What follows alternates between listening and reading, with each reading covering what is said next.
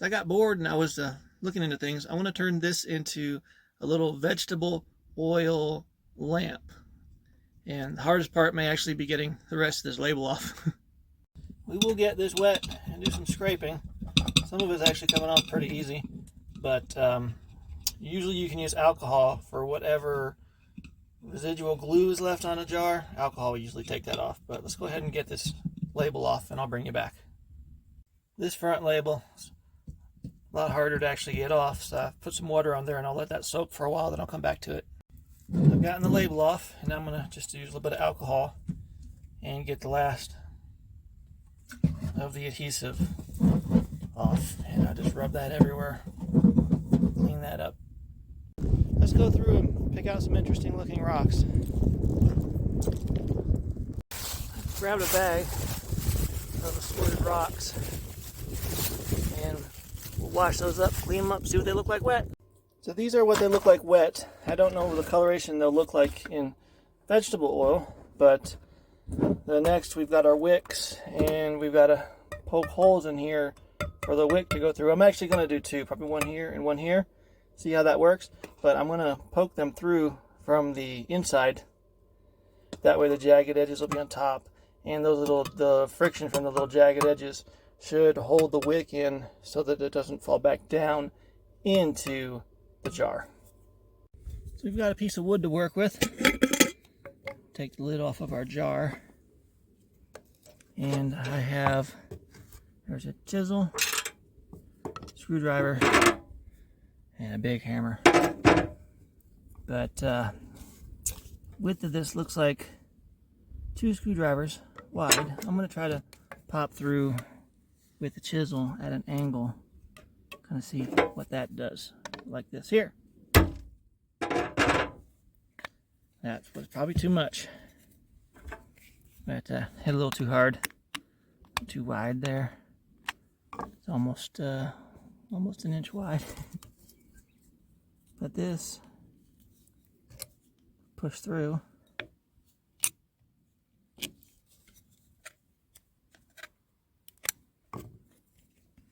and that gives us our wick on top, and that'll go down into the jar. Where's our jar?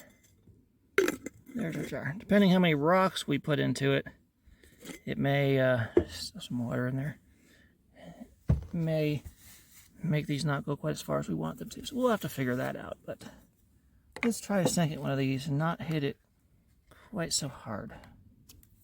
A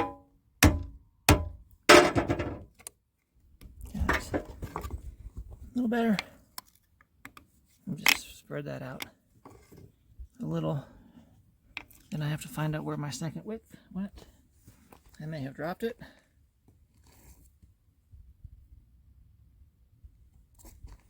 There it is. Hiding right there, it turns sideways. Set that in. Feed that through. And these, see, with the friction, just because of that little jagged edge on there, they're not going to go back. They're not going to fall into the oil. They'll stay the way they are. Then as they burn, as the wicks burn, you're just going to pull them up a little bit. And you put a new one in. Just feed it right through the bottom. These edges are a little bit sharp, so I have to be careful not to cut myself too many times. The screwdriver really helps push that through. There we go. Let's go back inside.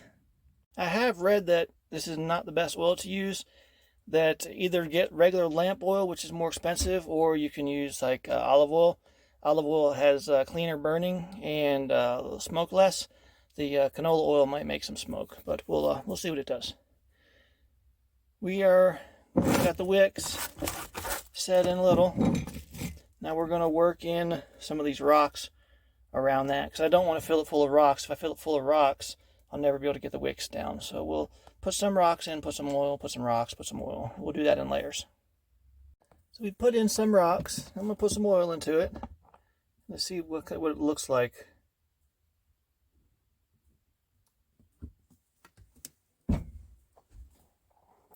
On the side, I don't know. The markings on the side of the jar itself, it's got measurements on it. May impact the look of it, but I think that'll look better than just plain oil. Now when the wicks burn out, this thing will probably have to be completely redone. But you see there where the lines are marked into there, but I think it looks neat. We will let those wicks absorb some oil, and then we'll light it up and see what it looks like. Don't want to light it too quick, because then you're just going to burn the wicks up before they've absorbed any oil, because the oil helps slow how fast your wicks burn down. It has been a little while, and you look at the wick on the left is putting out some smoke up there, and a little bit on the right, but gotta let them burn down a little bit, because they are a little higher than they should be. So once that burns down, that should work a little better.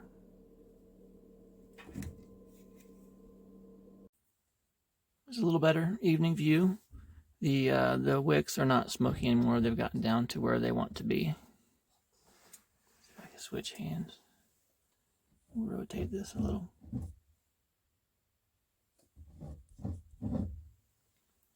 And this is just some wicks, vegetable oil, river rocks, and an old pickle jar, a little mason jar pickle jar.